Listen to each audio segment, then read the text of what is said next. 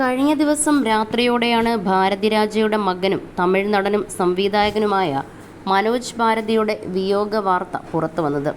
ഹൃദയാഘാതത്തെ തുടർന്നായിരുന്നു അന്ത്യം. 48 വയസ്സ് മാത്രമായിരുന്നു പ്രായം. തമിഴ് സിനിമാ മേഖലയ്ക്ക് വിശ്വസിക്കാൻ കഴിയാത്ത ഒരു മരണവാർത്തയായിരുന്നു മനോജിൻ്റേത്. പ്രമുഖ താരങ്ങളടക്കം എല്ലാവരും താരകുടുംബത്തിലെ അംഗത്തിനുണ്ടായ ദുരന്തത്തിൻ്റെ ഞെട്ടലിലാണ്. ഭാരതിരാജയുടെ ഏക മകനാണ് മനോജ്. 1999 പുറത്തിറങ്ങിയ താജ്മഹൽ എന്ന ചിത്രത്തിലൂടെ നായകനായിട്ടാണ് മനോജ് ഭാരതി തമിഴ് സിനിമയിൽ അരങ്ങേറ്റം കുറിച്ചത്. പിതാവ് ഭാരതിരാജ് തന്നെയാണ് ഈ ചിത്രം സംവിധാനം ചെയ്തത്. താജ്മഹലിൻ്റെ വിജയത്തിനു ശേഷം സമുദ്രം, അല്ലി, അർജുന തുടങ്ങി നിരവധി ചിത്രങ്ങളിൽ നായകനായും സഹനടനായും എല്ലാം മനോജ് അഭിനയിച്ചു. എന്നാൽ താജ്മഹൽ പോലെ ഒരു വിജയം സൃഷ്ടിക്കാൻ മറ്റ് സിനിമകൾക്ക് സാധിച്ചില്ല.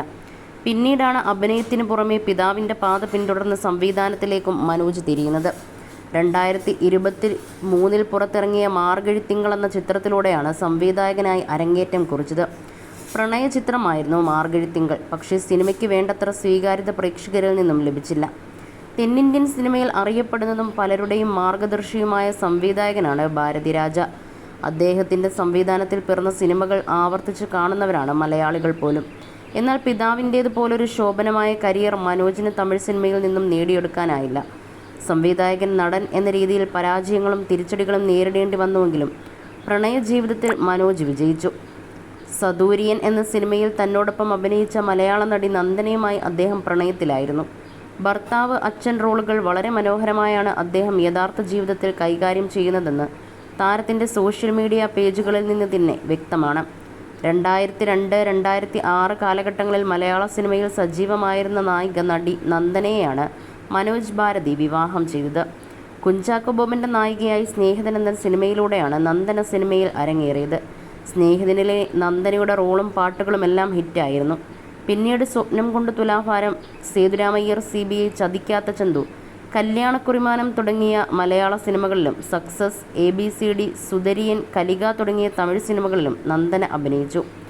സാദുര്യൻ എന്ന തമിഴ് ചിത്രത്തിൽ അഭിനയിക്കുന്നതിനിടെയാണ് അതിലെ നായകനായ മനോജുമായി നന്ദന പ്രണയത്തിലായത്. വീട്ടുകാരുടെ സമ്മതത്തോടെ 2006 ഡിസംബറിലായിരുന്നു ഇരുവരുടെയും വിവാഹം. ആഘോഷമായി കേരള സ്റ്റൈലിലായിരുന്നു വിവാഹം നടന്നത്. കാരപ്പറമ്പ് ആശീർവാദ് ലോൺസിൽ വെച്ചായിരുന്നു വിവാഹം. അങ്ങനെ മനോജ് കോഴിക്കോടിൻ്റെ മരുമകനായി. അന്ന് മനോജിൻ്റെയും നന്ദനയുടെയും വിവാഹശേഷം ചെന്നൈയിൽ ഗ്രാൻഡ് റിസപ്ഷനും ഭാരതിരാജ് നടത്തിയിരുന്നു. വിവാഹത്തോടെ നന്ദന അഭിനയം ഉപേക്ഷിച്ചു. സോഷ്യൽ മീഡിയയിലും താരപത്നി സജീവമായിരുന്നില്ല. മനോജിൻ്റെ സോഷ്യൽ മീഡിയ പോസ്റ്റുകളിലൂടെയാണ് നന്ദനയുടെ വിശേഷങ്ങൾ ആരാധകർ അറിഞ്ഞിരുന്നത്. ആർത്തിക, മതിവന്തിനി എന്നു പേരുള്ള 2 പെൺകുഞ്ഞുങ്ങൾ ഇരുവർക്കുമുണ്ട്. ഭർത്താവിൻ്റെ നിർമ്മാണ കമ്പനി നോക്ക് നടത്തുന്നതിപ്പോൾ നന്ദനയാണ്. മനോജിനെക്കുറിച്ച് പറയുമ്പോഴെല്ലാം കോഴിക്കോട്ടുകാർക്ക് 100 നാവാണ്. വലുപ്പച്ചെറുപ്പമില്ലാതെ എല്ലാവരോടും സൗഹൃദം കാട്ടുന്ന പ്രകൃതമായിരുന്നു മനോജിൻ്റേത്. അതുകൊണ്ട് തന്നെ മനോജിൻ്റെ വിയോഗ വാർത്ത നന്ദനയുടെ കുടുംബത്തിനും ഉൾക്കൊള്ളാൻ കഴിഞ്ഞിട്ടില്ല. ഞെട്ടലോടെയാണ് മനോജിൻ്റെ നിര്യാണ വാർത്ത അറിഞ്ഞത്. മാർച്ച് 7 ഹൃദയവാൽവിന് ശസ്ത്രക്രിയ നടത്തി വിശ്രമത്തിലായിരുന്നു മനോജ്.